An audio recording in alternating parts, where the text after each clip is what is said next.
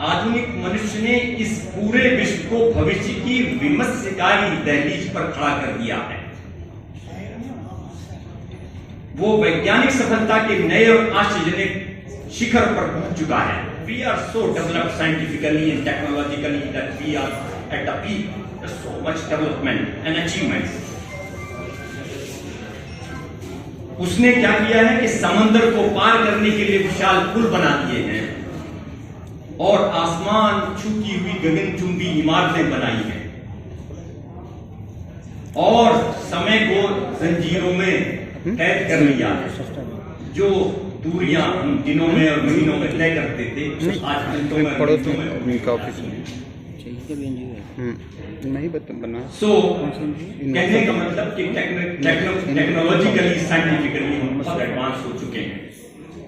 फिर भी विज्ञान और टेक्नोलॉजी में इन शानदार उपलब्धियों के बावजूद और अभी भी असीमित आने के बावजूद कुछ बुनियादी कमी है। नहीं थोड़ी देर रुकिए ना, चाय पी के आत्मा एक प्रकार की गरीबी है जो कि हमारे वैज्ञानिक और तकनीकी स्पिरिचुअलिटी के विपरीत है। हम भौतिक रूप से जितने अमीर हुए हैं, नैतिक और आध्यात्मिक रूप से उतने गरीब भी हो गए। 20-25 मिनट खाना ना।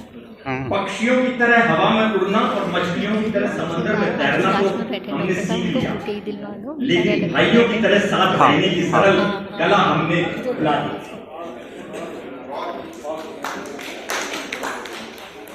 प्रत्येक मनुष्य दो क्षेत्रों में रहता है। उसकी पूरी जिंदगी दो क्षेत्रों में रहती है, आंतरिक और बाहरी। आंतरिक जिंदगी हमारी जुड़ी है कला से और रिलीजन से, स्पिरिचुअलिटी है, ये हमारी आंतरिक है। बाहरी जो हमारी भौतिक रूप से जो बाहरी हमारी क्षेत्र है, उसमें हमारी तकनीकी तंत्र हैं, उपकरण हैं, परिसर है और बाकी सब है जो हमारी बाहरी दुनिया है। आज हमारी समस्या ये है कि हमने अपनी आंतरिक दुनिया को बाहरी में खो जाने दिया। हमारी आंतरिक और स्पिरिचुअलिटी नाम की कोई चीज नहीं रह गई। जैसा अभी हमारे कुछ पहले वक्ताओं ने कहा कि हम जो है वो पैसा जो है पैसे के लिए भाग रहे हैं सब, तो भौतिक जिंदगी हमारी बाहरी जिंदगी दुविधा खुद को तीन बड़ी समस्याओं में व्यक्त करती है। जैसे मैंने बताया, मैं धार्मिक घृणा या अन्याय, गरीबी और युद्ध की बात करता हूं। जैसे मैंने बताया, अध्यक्ष हुआ उससे मिलने का टाइम ले रहे हैं। पहली समस्या का मैं उल्लेख करना चाहूंगा कि जो सामाजिक और धार्मिक और अन्याय भेदभाव हो रहा है, आप सबको मालूम है जो हमारे कंट्री में आज क्या सिचुएशन है, मैं उससे रिलेटेड इसको टच करना चाहूंगा। अन्याय की इस बुराई को खत्म करने का संघर्ष सबसे मुश्किल है। आप वार पे भी कंट्रोल कर सकते हैं, आप गरीबी पे भी कंट्रोल कर सकते हैं, उसका भी सॉल्यूशन है। दोनों बाकी समस्याओं के सॉल्यूशन है, इसका सॉल्यूशन बहुत मुश्किल है। सबसे ज्यादा बड़ी समस्या हमारे लिए ये अन्याय वाली है, जो सामाजिक अन्याय होता है, डिस्क्रिमिनेशन होता है, सोशल इनजस्टिस होती है और discrimination on the basis of religion. इन घटनाओं के इतिहास के किसी भी छात्र को यह आश्चर्य नहीं होना चाहिए। उत्पीड़न के लोग, पसमानदा लोग के लिए उत्पीड़न हमेशा नहीं रहता, वो खत्म होता है। It will go to finish at one day, sooner और लेटर। बाइबल बताती है कि सदियों पहले मूसा फिरौन के दरबार में खड़े होकर रोए और उन्होंने कहा, मेरे लोगों को जाने दो। यह एक सत्य कहानी है और एक प्रकार से प्रारंभिक अध्याय है हमारे। मुझे खुशी है और मुझे ये यकीन भी है कि कुल मिलाकर देश भर के समुदाय राष्ट्रपिता महात्मा गांधी द्वारा दिखाए गए शांति और अहिंसा के पथ पर चलते हैं और फॉलो करते हैं, और जो बाबा साहब अंबेडकर ने जो कॉन्स्टिट्यूशन बनाया उस कॉन्स्टिट्यूशन को फॉलो करते हैं।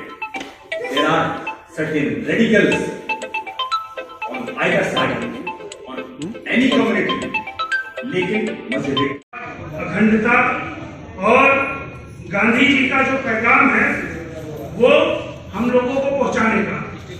क्या गांधी जी के 2 अक्टूबर के जन्म दिवस पे हम लोग केवल गांधी जयंती या सद्भावना दिवस मनाकर उनको सही से हम अपनी खिराज अकीदत या अपनी जन्म दिवस की शुभकामनाएं दे पा रहे हैं। उनकी कही हुई बातों को हम सही से जाहिर कर पा रहे हैं? नहीं। जब तक हम इस देश में गांधी जी की आइडियोलॉजी को चलाने के लिए आगे नहीं बढ़ेंगे, उस पर जमीनी हकीकत में हम काम नहीं करेंगे। जैसे अभी बात हो रही थी, हमारे भाई शोएब जामई साहब ने बोला और कहा गया कि आप टेलीविजन स्पीच और डिबेट्स में बहुत अच्छी तरह से आप भाग लेते हैं, वहां पर आप अपनी बात रख रहे हैं। मगर मैं डॉक्टर ताजुद्दीन अंसारी साहब को खासकर इस बात की तरफ तवज्जो दिलाना चाहता हूं कि जिस तरह से राहुल गांधी जी ने भारत जोड़ो यात्रा निकाली, मैं चाहूंगा इसी तरह की एक यात्रा हिंदू मुस्लिम एकता यात्रा भी निकालनी चाहिए, जिससे यूनिकेयर ट्रस्ट की तरफ से जो है सद्भावना दिवस के उपलक्ष्य में जो है, नीचे से नहीं वो पूरा निकाल दीजिए। हाँ, ये आज जो है ये वृक्षारोपण का आयोजन किया जा रहा है और उजैर साहब और मतलूब रजा साहब जो है ये दोनों लोग जो है प्रेसिडेंट और चेयरमैन जो है दोनों लोग मिल करके ये लगा रहे हैं पेड़ और सद्भावना दिवस के उपलक्ष्य में। और ये देखिए ये पेड़ जो है, पेड़ लगाने का जो है अभी ये मुहिम जारी है और इंशाल्लाह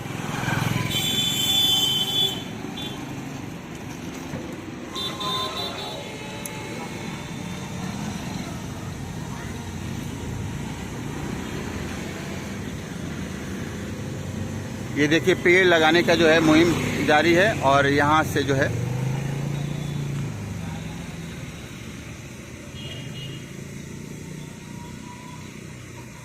मतलूब रजा साहब और उजैर साहब जो है दोनों लोग जो है पेड़ लगा रहे हैं और ये डिवाइडर पे। और ये देखिए ये हम दिखा रहे हैं हरी कोठी रोड है ये, और इधर आपको आज़ाद रोड है और ये पूरा ये जसोला चला जाता है ये रोड। और इधर जो है ओखला थाने की तरफ जो है ये जाता है, ये देख रहे हैं। उजैर साहब और मतलूब साहब जो है दोनों लोग लगे हुए हैं ये पेड़ जो है पेड़ जो है लगाने के लिए। और आप देख रहे हैं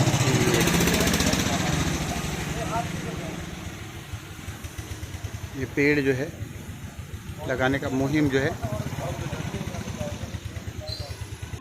देखिए आज ये मुहिम में जो है उजैर साहब और मतलूब साहब जो है ये शामिल हैं।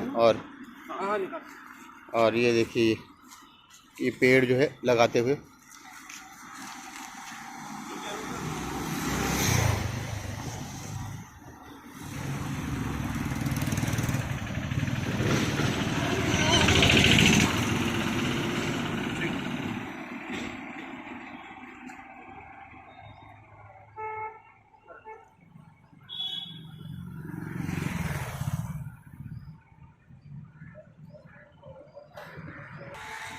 आप देख रहे हैं ये लोग जो है इस मुहिम में लगे हुए हैं और वहाँ से यहाँ तक ये जो है पेड़ जो अभी तक लग चुका है और अभी जो है आगे भी जो है ये मुहिम जारी है पेड़ लगाने का।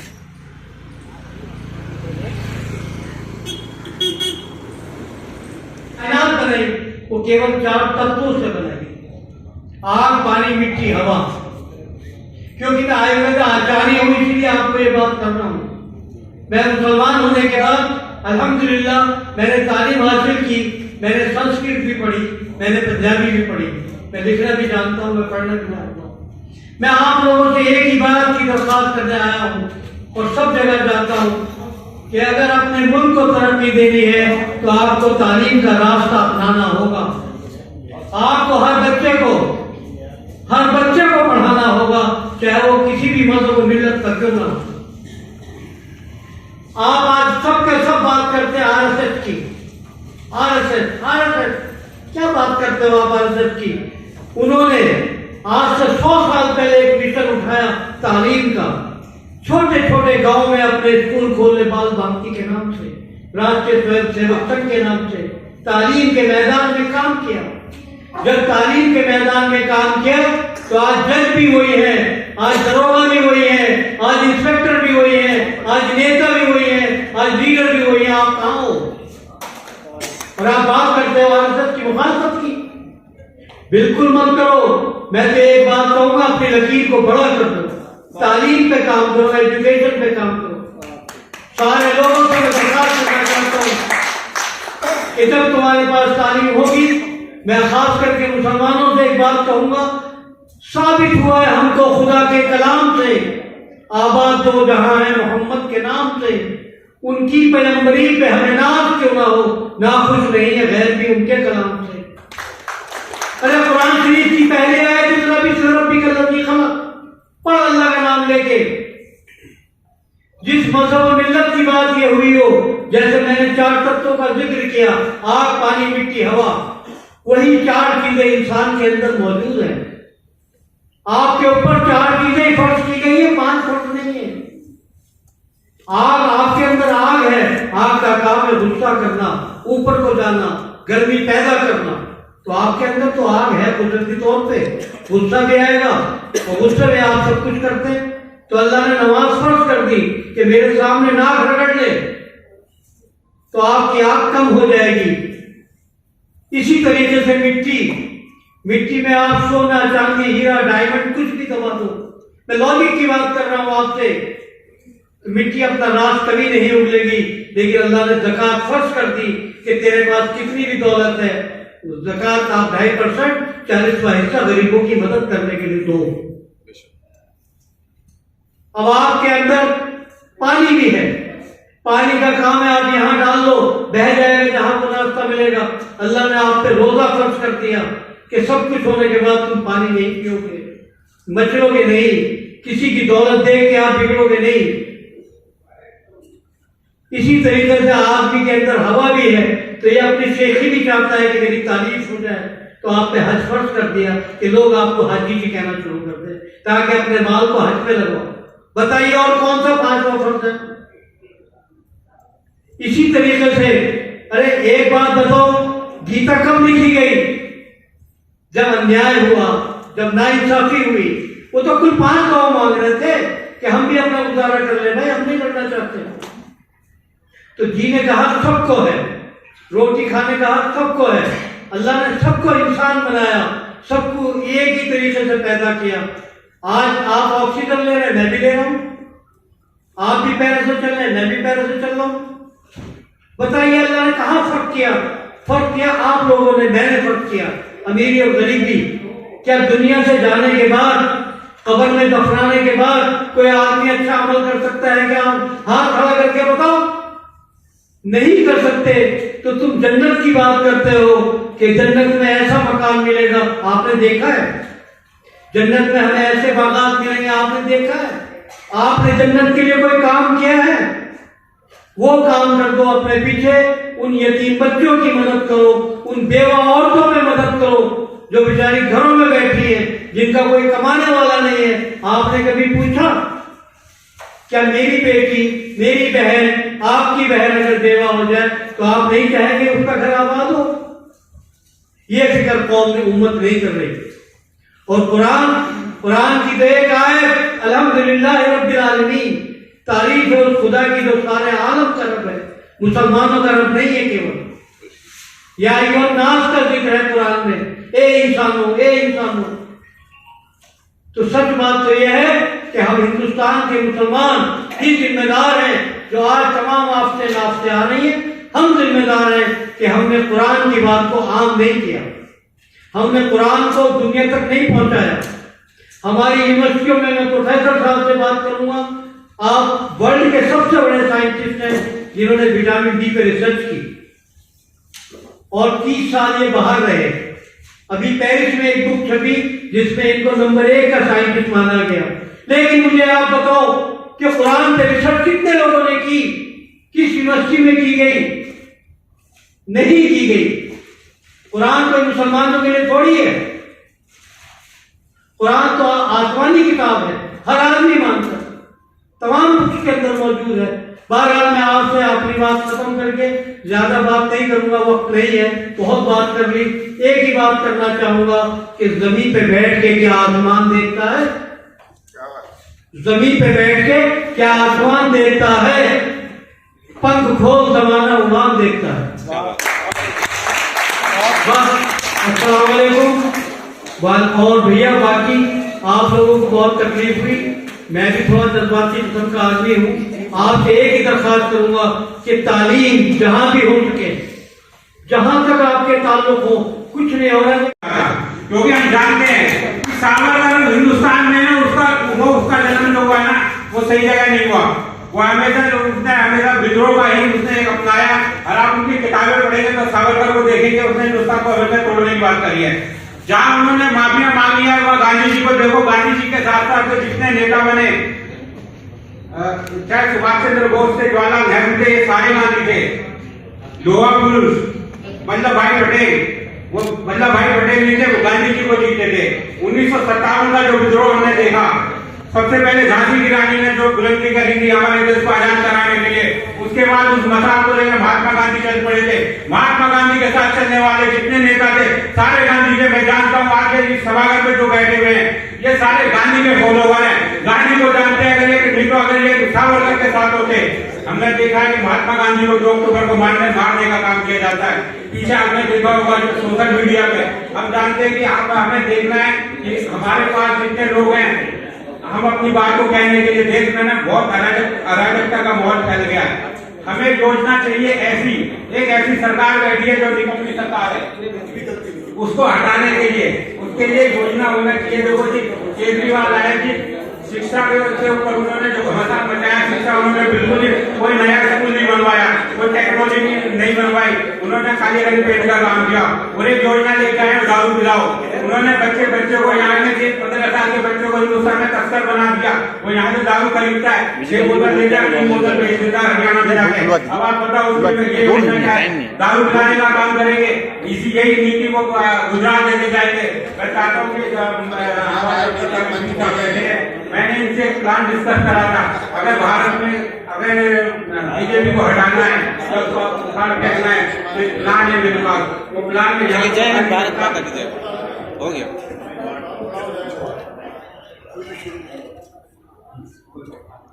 मैं एक चीज है कि मोदी साहब योगी साहब एक पिक्चर देख ली, और पिक्चर देख के आएंगे वो यादों की बारात।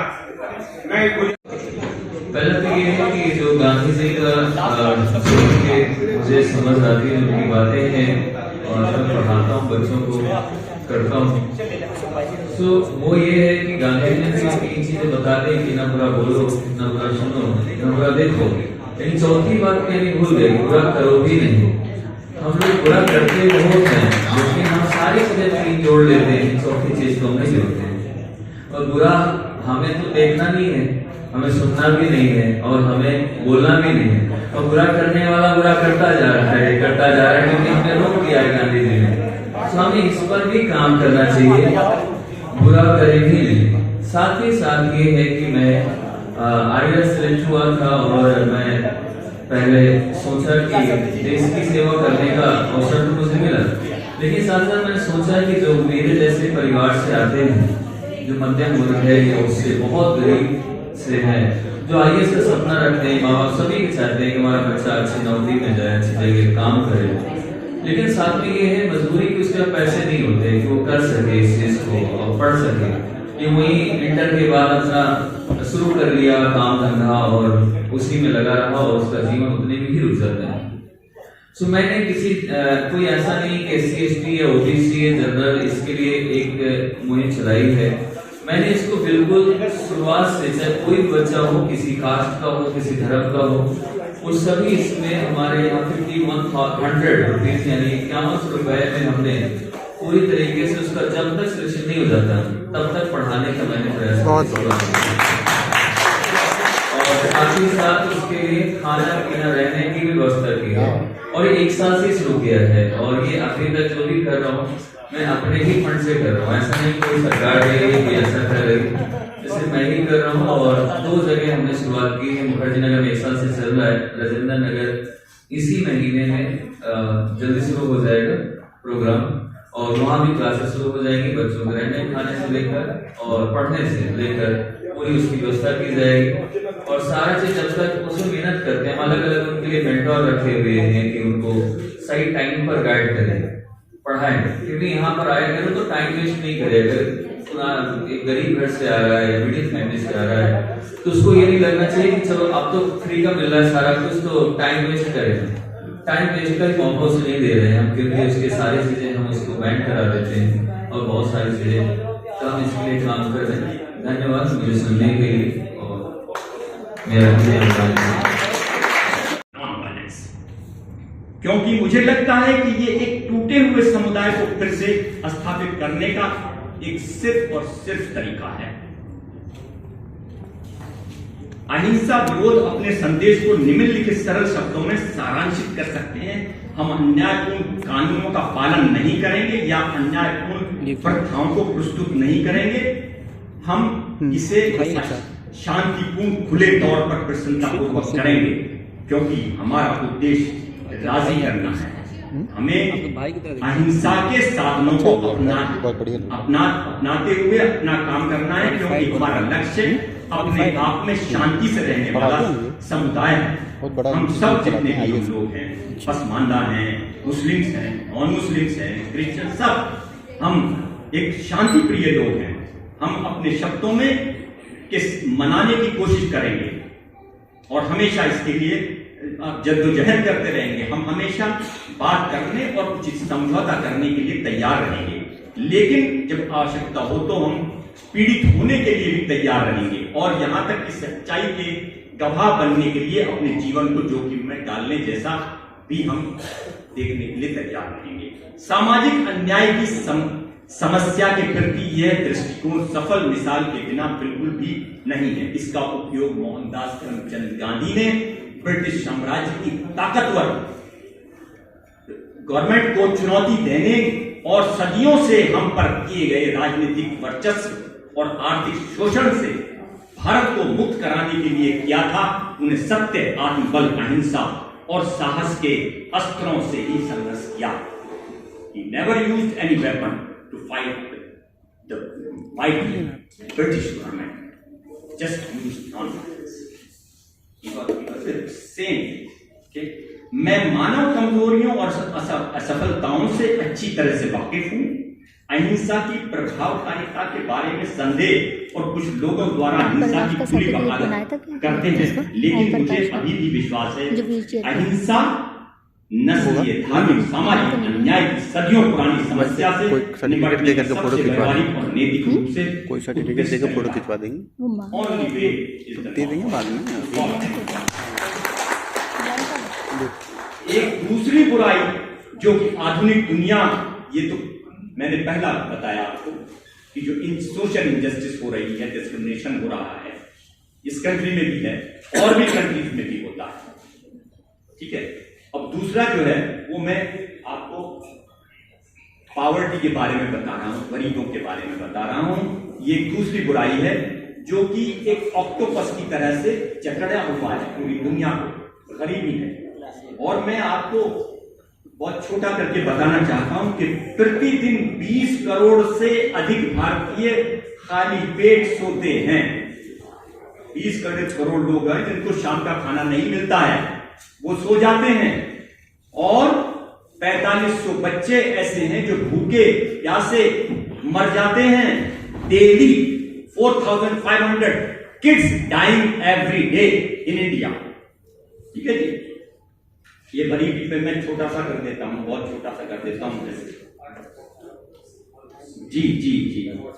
अच्छा, तो मैं अब सीधे आ जाता हूं आपके जी, मैं आपका वार पे आ जाता हूं, युद्ध पे आ जाता हूं सीधे जी। हमारी दुनिया में सामने तीसरी सबसे बड़ी बुराई है युद्ध, जो मैंने बताया कि आप यूक्रेन में है, रशिया में जो लड़ाई चल रही है, अजरबैजान आर्मेनिया में है, चाइना और ताइवान में है, और India, Pakistan, north Korea, south Korea, पूरी दुनिया वो बैठी है उस पे जो ज्वालामुखी होता है कभी भी फट सकता है। और अब जो है वो इतना डेंजरस है कि अब जो है कन्वेंशनल वार नहीं होगी, अब जो है वो हमारे पास ऐसे हथियार हैं, सबके पास न्यूक्लियर वेपन्स हैं जो पूरा तबाह बर्बाद कर देंगे। ठीक है, ये हमारी, इसलिए मैं आप सभी और उन सभी को सुझाव देने का साहस करता हूं जो इन शब्दों को सुनते हैं और इसको समझते हैं कि अहिंसा और शांति का दर्शन और रणनीति तुरंत मानव संघर्ष के हर क्षेत्र में अध्ययन की जाए। Should be implemented to learn, to study university, the colleges. ठीक है जी। और आखिर में मैं खत्म कर रहा हूं, उसके 1 मिनट दूंगा। दुनिया भर में इस अवधि के तनाव और अनिश्चितताओं के बावजूद कुछ बहुत ही सार्थक हो रहा है, अच्छी बातें भी बहुत हो रही है। शोषण और उत्पीड़न की पुरानी व्यवस्थाएं खत्म हो रही है। आपको मालूम ही है कि हमारे कंट्री में क्या होता था, पहले कितना लोगों को उत्पीड़न किया जाता था, अब वो सब खत्म हो रहा है आहिस्ता आहिस्ता। कम 100% नहीं तो बहुत कुछ खत्म हो चुका है, और एक कमजोर दुनिया के गर्भ से न्याय और समानता की नई प्रणाली का जन्म हो रहा है। समाज के निचले पायदान पर बैठे लोगों के लिए अवसर के द्वार धीरे धीरे खुलते जा रहे हैं। जो लोग अंधेरे में बैठे थे उन्हें एक महान प्रकाश दिख रहा है। Thank you very much for your attention. बोलने का नहीं मिला गाली को मारूंगा मैं। ठीक है, फिर भी आपको कामयाबी मिलती है। मंच को थैंक्स बोलो। वास्तव में ये इतिहास में एक अनूठा हथियार है जो बिना घायल किए हुए काटता है।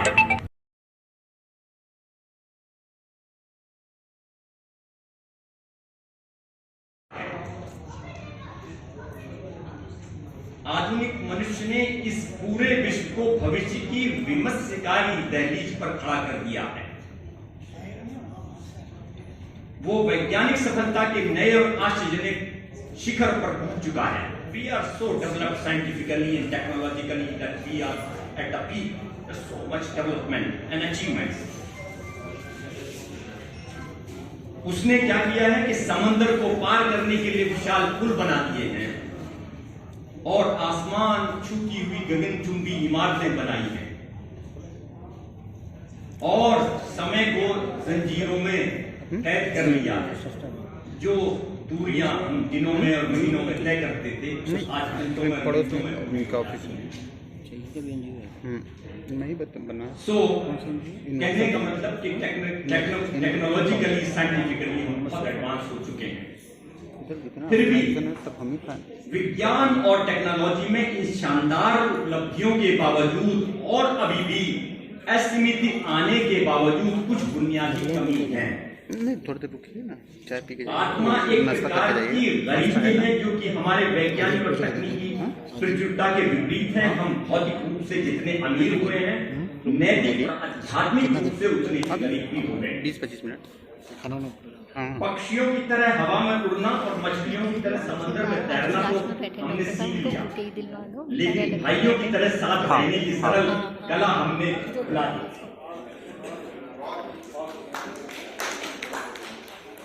प्रत्येक मनुष्य 2 क्षेत्रों में रहता है, उसकी पूरी जिंदगी 2 क्षेत्रों में रहती है, आंतरिक और बाहरी। आंतरिक जिंदगी हमारी जुड़ी है कला से और रिलीजन से, स्पिरिचुअलिटी है, ये हमारी आंतरिक है। बाहरी जो हमारी भौतिक रूप से जो बाहरी हमारी क्षेत्र है उसमें हमारी तकनीकी तंत्र हैं, उपकरण हैं, परिसर है और बाकी सब है जो हमारी बाहरी दुनिया है। आज हमारी समस्या ये है कि हमने अपनी आंतरिक दुनिया को बाहरी में खो जाने दिया। हमारी आंतरिक और स्पिरिचुअलिटी नाम की कोई चीज नहीं रह गई।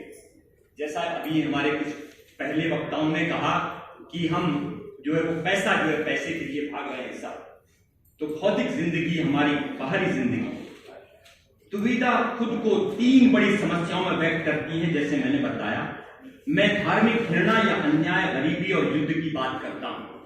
जैसे मैंने बताया, यूपी का अध्यक्ष हुआ, उससे मिलने का टाइम ले रहे हैं। पहली समस्या का मैं उल्लेख करना चाहूंगा कि जो सामाजिक और धार्मिक और अन्याय भेदभाव हो रहा है, आप सबको मालूम है जो हमारे कंट्री में आज क्या सिचुएशन है, मैं उससे रिलेटेड इसको टच करना चाहूंगा।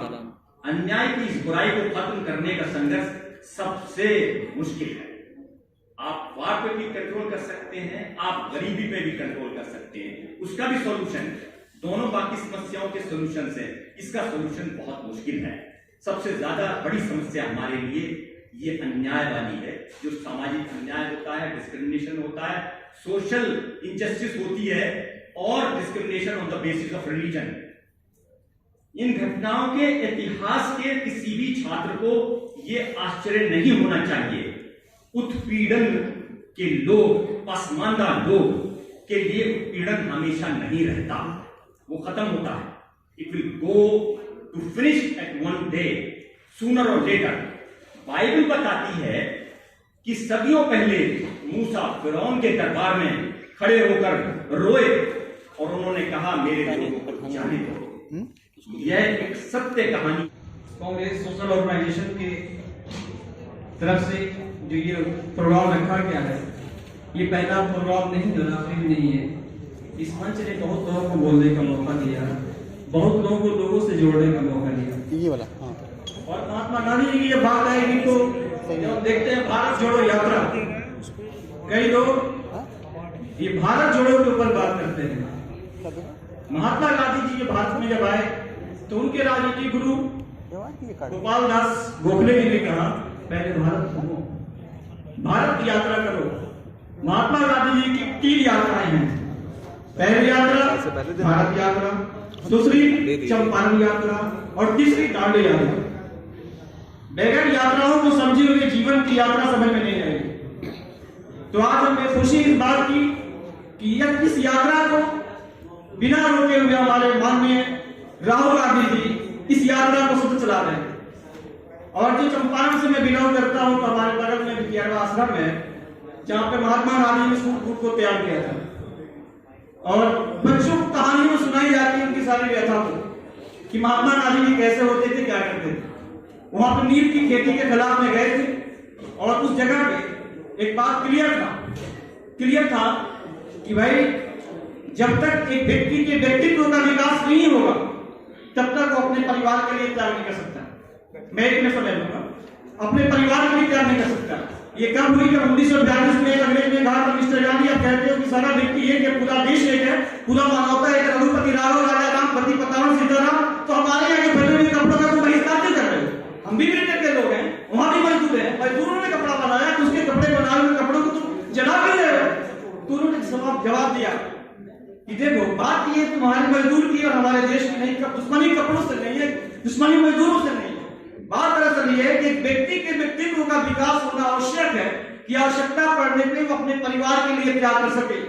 मैं अभी भी एहसानमंद हूं इस मंच का, ऑल इंडिया कांग्रेस ऑर्गेनाइजेशन का, जिसने आज से 4-5 साल पहले हमें डॉक्टर व्यास साहब से मुलाकात हुई और लगता था मैं डिप्रेशन में हूं और उन्होंने मेरे हाथ को थामा।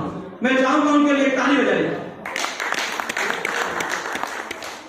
अंग्रेज को महात्मा गांधी जी ने कहा कि व्यक्ति के व्यक्तित्व का विकास होना जरूरी है कि आवश्यकता पड़ने पर अपने परिवार के लिए त्याग कर सके, और परिवार को मजबूत होना जरूरी है कि आवश्यकता पड़ने पर अपने गांव के लिए त्याग कर सके। गांव को अपने पंचायत के लिए, पंचायत को अपने प्रखंड के लिए, प्रखंड को अपने जिला के लिए, जिला को अपने राज्य के लिए और राज्य को अपने देश के लिए। देश की आजादी जरूरी इसलिए है कि आवश्यकता पड़ने पर विश्व के किसी कोने में कर सके। यही महत्वपूर्ण है। और आखिरी राहुल गांधी जी का मैसेज, डरने की कोई जरूरत नहीं किसी से। कोई डराने की कोशिश करता है, उसकी आंखों में आंखें डालकर देखो और महात्मा गांधी जी को पढ़ लो और उनकी यात्राओं को देख लो, डराने वाला खुद डर जाएगा।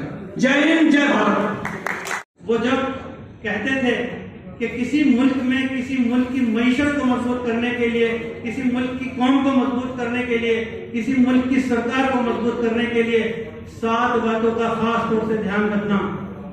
वो 7 बातें क्या थी? गांधी जब उनको जनाब रसूलुल्लाह सल्लल्लाहु अलैहि वसल्लम से एज इट इज कोट करते थे वो कहते थे कि बिना मेहनत के कमाई गई रोजी किसी मुल्क को तबाह कर देगी। गांधी कहते थे प्लेजर विदाउट कॉन्शियसनेस, एक ऐसा मजा जो बेशर्मी बेहयाई की बुनियाद पर हो, वो किसी मुल्क को तबाह बर्बाद कर देगा। गांधी कहते थे कि साइंस विदाउट मॉरलिटी, मुल्क तरक्की तो करेगा साइंस के नाम पर मॉरल नहीं होगा, वो किसी मुल्क को तबाह बर्बाद कर देगा, किसी कौम को बर्बाद कर देगा। गांधी कहते थे नॉलेज विदाउट करेक्टर, आज नॉलेज तो बहुत देते हैं, ज्ञान सब बांटते हैं, लेकिन करेक्टर देख लीजिए कहाँ है उनका। अगर ये सब ना होंगे तो उस मुल्क को तबाह बर्बाद कर देगा। गांधी कहते थे पॉलिटिक्स विदाउट प्रिंसिपल्स, आज की पॉलिटिक्स में देखिए कितने प्रिंसिपल्स हैं, ये सारी बातें आज के तनाजुर में किस तरह से उतरती हैं, वहां पर गांधी को तलाशिए। जब गांधी कहते थे कॉमर्स विदाउट मॉरलिटी, आज देखिए कारोबार में क्या मॉरल है, क्या कहीं दिखता है आपको कि कारोबार मॉरल के हिसाब से किया जाता है। और सबसे आखिरी बात जो आज के तनाजुर में सबसे ज्यादा फिट बैठती है कि गांधी कहते थे वर्शिप विदाउट सेक्रीफाइस। आज हर किसी के दिल में रहीम है, हर किसी के घर में रहीम है, हर किसी के घर में राम है, लेकिन क्या किसी के दिल में भी रहीम है? क्या किसी के घर में भी राम है? हम उस दौर में हैं क्या? हमने इन 7 चीजों को खो दिया, हमने गांधी की तालीमात को खो दिया, हमने जनाब रसूलुल्लाह सल्लल्लाहु अलैहि वसल्लम की तालीमात को खो दिया, हम बर्बादी के दहाने पर खड़े हुए हैं। हम इन चीजों को वापस पकड़ेंगे तो हम गांधी को पकड़ेंगे, और जब हम गांधी की उंगली पकड़ेंगे तो इंशाअल्लाह ये दिन फिर मजबूत होगा, फिर ये गांधी मार्ग से निकलेगा, और फिर कहीं हम किसी मकाम पर खड़े होंगे और हमारा नाम पुकारा जाएगा। गांधी को आज भी दुनिया के तमाम मुल्कों में इज्जत से याद किया जाता है, लेकिन गोडसे की विचारधारा को आज भी अगर याद किया जाता है तो किस तरह से याद किया जाता है, ये आपके सामने एक जिंदा मिसाल है। बहुत बहुत शुक्रिया। बाघ वरना आदमी की मौत मारा जाएगा। मैं नहीं टाइम तो है, बोलिए, कोई रोक थोड़ा ना। जनाब डॉक्टर ताजुद्दीन साहब नेशनल बैकवर्ड कमीशन के कोऑर्डिनेटर रहे हैं, जनाब डॉक्टर अफरोज आलम साहब वाइस चांसलर मणिपुर यूनिवर्सिटी, और चूँकि मेरा ताल्लुक भी जामिया से रहा है तो मेरे छोटे भाई शोएब जामाई साहब और अमित साहब और मेरे बड़े भाई शोएब साहब। नहीं, छोटा भाई मेरा खुद का अपना एक प्रोग्राम चल रहा था और मैं वहाँ बेचैन था ये सोचकर कि किसी तरह से ये प्रोग्राम मेरा 6:45 बजे तक निपट जाए ताकि मैं रियाज भाई के प्रोग्राम में 6 बजे तक पहुँच सकूँ, क्योंकि मैं जानता हूं कि उनके प्रोग्राम की अहमियत क्या होती है। मैं जानता हूं उनके प्रोग्राम में को यहाँ तक सजाने में कितनी मेहनत लगती है, और मैं ये भी जानता हूं कि उनके इस प्रोग्राम की सोच और फिक्र क्या है। सोच और फिक्र उनकी है, या यूँ कहो कि सोच और फिक्र गांधी की है, या मैं इससे भी आगे कहीं आपको लेकर चलूँगा अभी थोड़ी देर में। किसी भी मुल्क में अगर किसी कौम को जिंदा रखना है, उसको बाकी रखना है, तो उसको उसकी इक़्तिसादी उसकी माली हालत को सुधारना होगा। अगर किसी कौम को बर्बाद करना है तो उसकी माली हालत को तोड़ना होगा। जब अंग्रेजों ने यह इरादा किया कि हम हिंदुस्तान के लोगों की माली हालत को तोड़ेंगे, उनको गुलाम बनाएंगे, जो दौर आज भी चल रहा है, तो उस वक्त में गांधी वो दांडी मार्च लेकर निकले कि नहीं, हम अपना नमक बनाएंगे, हम अपनी माली हालत को मजबूत करेंगे। उस वक्त में उस गांधी ने अपना 10 लाख का सूट छोड़कर 10 रुपए का लंगोट बांधा, ये बताया कि हम पैसा बचाएंगे, हम अपनी माली हालत को मजबूत करेंगे। उस वक्त में इस गांधी ने इस कौम को, पूरी दुनिया को ये बताया कि हम अपना चरखा चलाएंगे, हम अपनी खादी बनाएंगे, हम अपनी माली हालत को, अपनी इक़्तिसादी हालत को मजबूत करेंगे, हम अपने लोगों को मजबूत करेंगे और इस चरखे से एक मैसेज देंगे। और आज ये चरखे कहते हैं कि चरखे से आज़ादी किस तरह से मिली, सोच लीजिए। आ गई है जो हिंदू मुसलमान सिख ईसाई भाइयों में दरार, उस दरार को भरवाना है, उस दरार को भरवाना है। क्या करूं, बोलूं कि ना बोलूं? कि मैंने तो अपने वसूलों की कसम खाई है, मैंने तो अपने वसूलों की कसम खाई है। हमें मजहब के तराजू में न तौला जाए, हम इंसान हैं, हमें इंसान ही रहने दो। हमें हिंदू और मुसलमान में न बांटा जाए, हमें हिंदू और मुसलमान में न बांटा जाए। और बोलने के लिए और आगे बहुत टाइम होगा, फिर बोलेंगे। मैं अमित कुमार जी को मैं बताना चाहता हूं कि इन्होंने IRS का 6 महीने सर्विस करने के बाद IAS उसका कोर्स एक ऐसा होता है, बड़े बड़े अनुसंधान में और सब जगह होता है, जैसे IPS और IFS से बड़ा कोर्स होता है।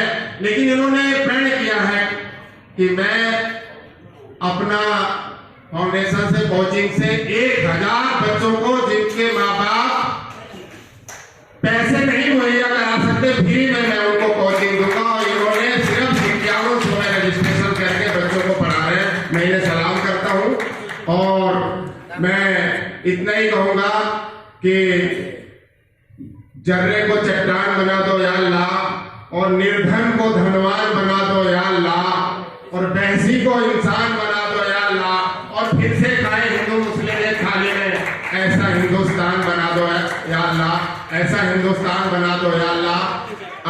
तो मैं आओ एक मोहब्बत का सजर ऐसा लगाए, आओ एक मोहब्बत का सजर ऐसा लगाए, और जिसका छाया भी हम साया के आंगन में जाए।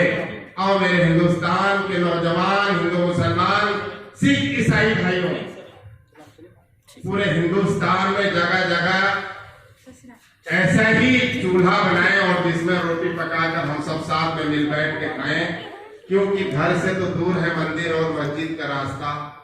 और पहले किसी रोते हुए चेहरे को हंसाए। अंदाजे बयां घर से बहुत खूब नहीं है, मेरी बात आप सबके दिल में उतर जाए। हिंदुस्तान जिंदाबाद। बहुत बहुत धन्यवाद। तो मैं माफी चाहता हूँ, अगर सही लिया तो आपको ताली हो जाए। अखंडता और गांधी जी का जो पैगाम है वो हम लोगों को पहुंचाने का। क्या गांधी जी के 2 अक्टूबर के जन्म दिवस पे हम लोग केवल गांधी जयंती या सद्भावना दिवस मनाकर उनको सही से हम अपनी खिराजे अकीदत या अपनी जन्म दिवस की शुभकामनाएं दे पा रहे हैं? उनकी कही हुई बातों को हम सही से जाहिर कर पा रहे हैं? नहीं। जब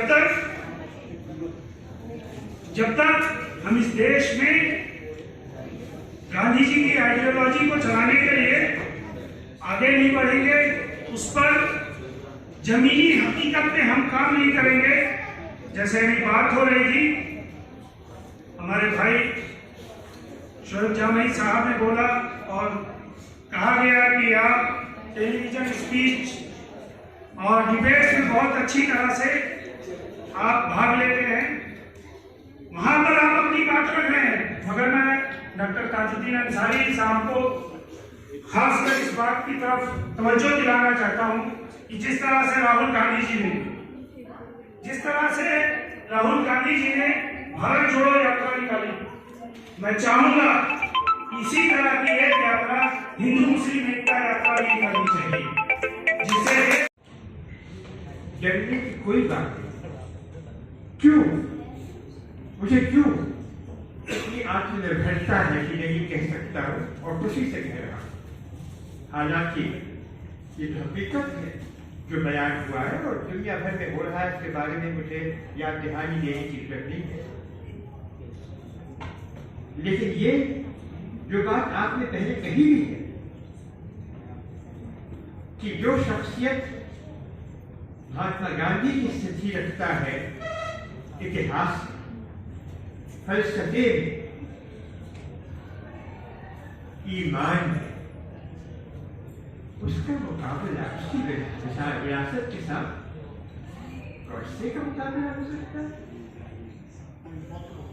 कुछ ही साल में गॉडसे का कोई नाम देने वाला होगा ही नहीं, किंतु इसलिए नहीं क्योंकि उसने बंदूक चलाई थी या नहीं चलाई, इसलिए कि उसकी विचारधारा जो है उसने हमारे लिए क्या परंपरा छोड़ी। और मैं ये भी कहना चाहता हूं कि महात्मा गांधी की जो विचारधारा थी यह भारत के लिए कोई नई विचारधारा नहीं थी। इसकी जड़ें जो थी, इसकी स्थापना जो थी भारत की परंपरा में और बहुत प्राचीन परंपरा में, किंतु जो नई परंपराएं आई जो भारत से जुड़ी, भारत जोड़ो यात्रा है, क्योंकि भारत जोड़ने के बिना भारत ही नहीं है। इन परंपराओं को जोड़ के भारत बनाया गया और ये सपना महात्मा गांधी का है। महात्मा गांधी ने वैदिक विचार वसुधैव कुटुंबकम में अपनी बुनियाद डाली। वसुधैव कुटुंबकम का क्या मतलब? लिटरल ट्रांसलेशन हम सब जानते हैं कि सारा संसार एक परिवार, किंतु एक परिवार का मतलब ये है कि जो दरारें हैं, जो फर्क है इंसान और इंसान में, जो दल के जाति मजहब और कास्ट के जरिए इसमें दरारें डालने की कोशिश की गई। ये इंसान की बनाई हुई है, लेकिन इंसान ही एक चीज है जिसके जरिए इंसान के विचार के जरिए ही दूर हो सकती है, ये बंटवारा दूर हो सकता है। हम जानते हैं कि महात्मा गांधी के जीवन के अंदर ही जो वो सबसे बुरी बात समझते थे, भारत का बंटवारा, वो बात पूरी हुई, उनके आंखों के सामने हुई। क्या आपने कभी सोचा नहीं कि जब आजादी का जश्न मनाया जा रहा, प्रधानमंत्री थे, राष्ट्रपति थे, वाइसरॉय थे, गवर्नर जनरल सब मना रहे थे, गांधी उनमें नहीं थे। गांधी दूर दराज इलाके में जहाँ भारतीय को मार रहे थे धर्म के नाम पे, उनको आश्वासन दिलाना, उनको आशा दिलाने की कोशिश की। ये गांधी जी का सपना है,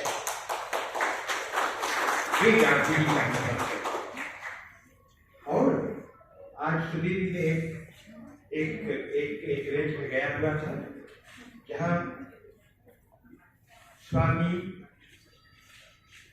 दया स्वामी आए हुए थे, गोपाल स्वामी आए हुए थे, और उन्होंने कहा कि अच्छी बात है और आज भी बहुत सारे लोग आपसे बात करेंगे गांधी जी की विरासत के बारे में, उसके बारे में मैं और क्या कहूँ, लेकिन ये जरूर कहूँगा, और ये मेरा जो उद्देश्य जो था, आदेश भी जो था, भारत की जनता की सेवा करने में कौन सी विरासत थी, कौन सी शिक्षा थी जिसमें मैंने सीखा कि क्या करने की आवश्यकता है। गांधी जी, और जैसे इन्होंने कहा, स्वामी जी ने, गुरु जी ने आज कहा कि ये तुम याद करें क्योंकि जीवन में उन्होंने हासिल क्या किया, लेकिन आज ये इससे और भी आवश्यक है कि हम याद करें कि उन्होंने कैसा चाहा था, कैसा सपना देखा था कि भारत क्या बनेगा, और फिर हम अपने से पूछें कि क्या हम उस सपने को पूरा करने की कोशिश करते हैं। उस सपने को पूरी कोशिश की एक ही मकसद है कि सर्वधर्म सद्भावना, पंचायती राज, सरकार को जवाबदेह बनाना, जनता को ये तजुर्बा देना कि वो खुद सरकार कैसे चला सकते हैं, लोकतंत्र का मतलब क्या है। इसलिए आपको पता है कि उन्होंने चाहा था कि यहाँ पंचायती राज आए, पंचायती राज अवश्य हमारे संविधान में डायरेक्टिव प्रिंसिपल बना था हमारे आईन में, लेकिन अब जाके वो एक आईनी हक बना। किंतु हमें ये सोचना है, उसमें मेरा भी हाथ था उस कानून बनाने में, उस आईन में संशोधन कराने में, किंतु मैं अपने से पूछता हूँ और आपसे भी पूछता हूँ कि क्या पंचायती राज वैसी बनी जैसे गांधी जी की कल्पना थी। मैं स्वयं आपसे ये कह सकता नहीं। अगर नहीं तो आप क्या कर रहे हैं? उसको वास्तविकता देने के लिए क्या आप कुछ कर रहे हैं? ये हुई गांधी जी को की विरासत को मानने की बात। अभी मैंने कहा था जवाब नहीं, एक अधिनियम बना, RTI के नाम से आप जानते हैं, उसको स्थापित करने की कोशिश मैंने की। क्यों? गांधी जी ने कहा कि स्वराज का मतलब ये नहीं कि अंग्रेजों की सरकार को हटा के भारतवासियों की सरकार बनाना। नहीं, स्वराज वो होगा जब भारत की जनता, भारत में आम आदमी, उच्च से उच्च कार्यकर्ता, सरकार के कार्यकर्ता को जवाबदेह बना सके। क्या ऐसा हुआ? RTI है, आपने इसका प्रयोग किया क्या? उसको चलाने वाले इसको ऐसे चला रहे हैं कि सरकार जवाबदेह हो। हाँ, जब ये अधिनियम आया तो अच्छी तरह से याद, ये कांग्रेस पार्टी की सरकार में लाया गया। कांग्रेस पार्टी के अंदर भी बहुत सारे ऐसे लोग थे कि ऐसा क्या कैसा नहीं किया, इस पर आगे की कठिनता प्राप्त हो जाएगी। ये बातें क्या हम गांधी जी की विरासत जो है, मैंने 2 मिसाल दी आपको जो मेरे अपने अनुभव की बुनियाद पर मैं दे सकता। तो ये बैठ के रोना कि भाई आप सरकार अब आ गई और वो हमें नहीं ऐसे सोचने दे रही है, इसका मुकाबला करें। हाँ, वो अवश्य करना है, अवश्य करना है। इसके साथ साथ अगर मैं आपको आज आश्वासन देना चाहता हूँ या अगर ये अधिकार भी है कि मैं आपको ये आश्वासन दे, तो वो ये होगा कि ये कोशिश कीजिए, स्टडी कीजिए कि गांधी जी के भविष्य, भारत के भविष्य का क्या सोचा है, ये कैसा देश बनेगा, क्या ये ऐसा देश बन रहा है, नहीं बन रहा है। आप पाएंगे अवश्य कि कुछ तरीकों से बन रहा है, किंतु कुछ तरीकों से नहीं भी बन रहा है। शुरू में बात हुई थी सत्यता। मेरी आपसे अपील है, आपसे प्रार्थना है कि आप अपने सामने सत्य रखिए और फिर अपना जायजा, अपने आप का जायजा कि क्या आप महात्मा गांधी की विरासत के वर्दी हैं कि नहीं। ये सोचने के लिए मैं आपसे इजाजत लेता हूँ। मेरी बात सुनने के लिए आपका बहुत बहुत धन्यवाद।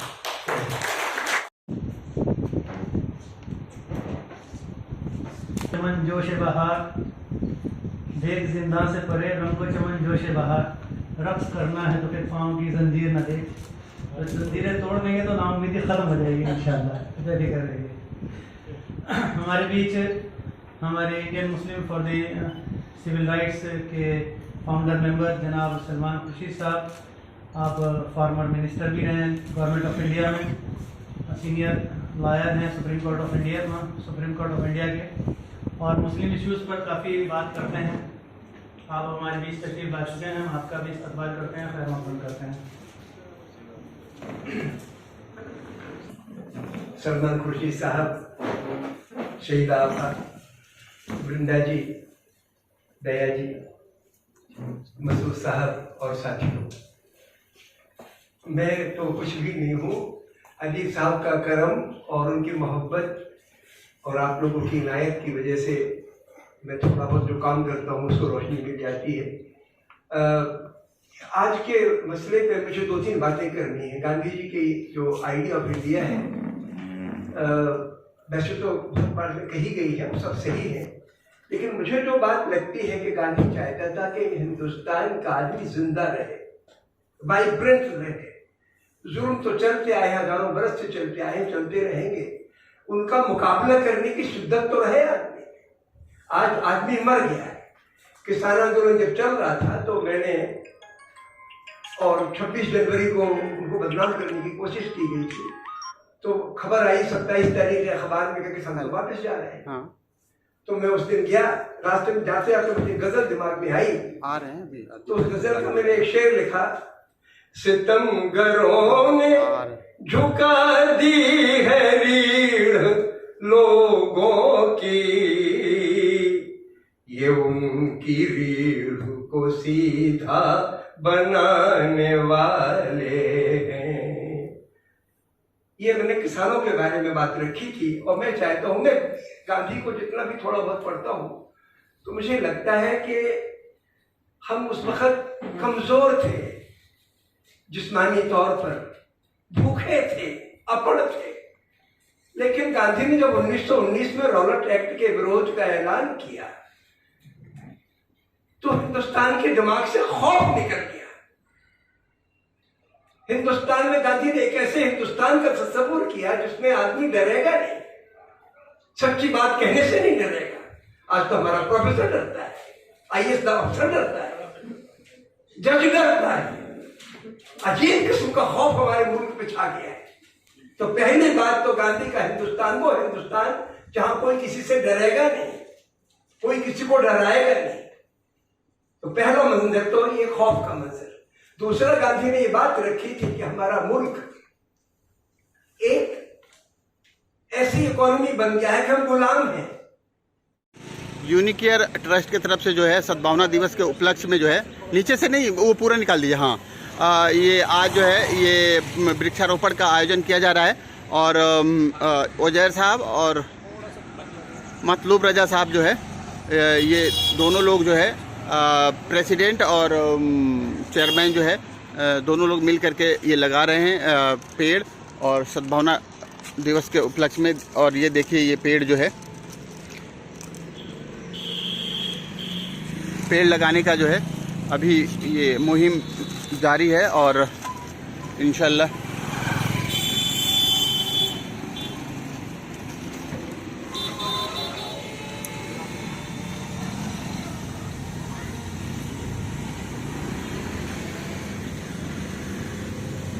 ये देखिए पेड़ लगाने का जो है मुहिम जारी है। और यहाँ से जो है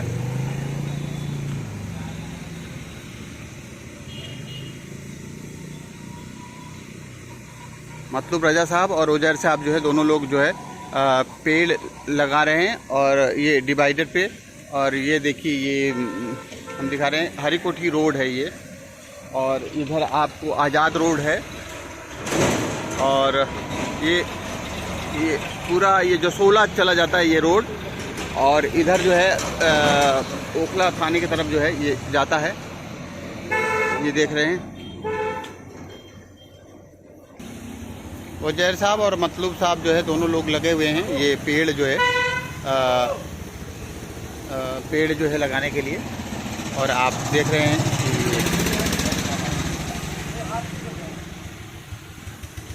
कि ये पेड़ जो है लगाने का मुहिम जो है, देखिए आज ये मुहिम में जो है उजैर साहब और मतलूब साहब जो है ये शामिल हैं। और ये देखिए ये पेड़ जो है लगाते हुए।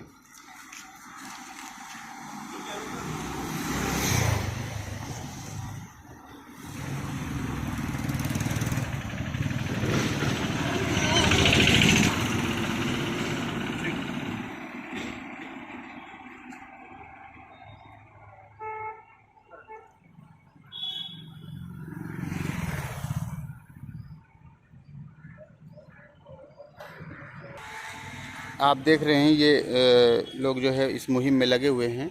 और वहाँ से यहाँ तक ये जो है पेड़ जो अभी तक लग चुका है, और अभी जो है आगे भी जो है ये मुहिम जारी है पेड़ लगाने का।